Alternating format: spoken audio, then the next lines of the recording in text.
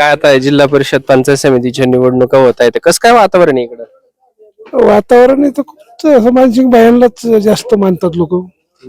काय कारण काय? कारण ते कुठल्याही कोणाच्या नडी आडीला बोलवलं तर ते वेळ देतात. डीपीच्या माध्यम लाईटीच्या माध्यमातून त्यांचं काम चांगलं असतं.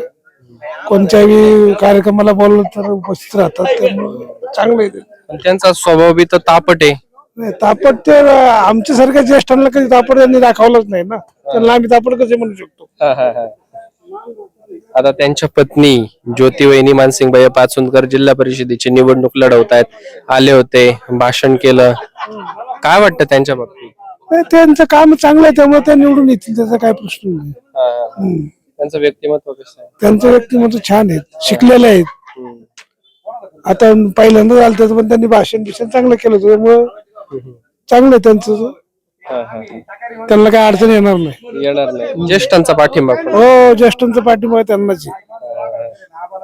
आता पंचायत समिती गणासाठी आपल्या रांजणगाव पंचायत समिती गणामधून महेश बापू फंड आहेत आणि कारेगाव पंचायत समिती गणामधून ते कारेगावचं आपलं वाघाळी का पिंपरी वाघाला तिकडे आहे, पिंपरी इकडे.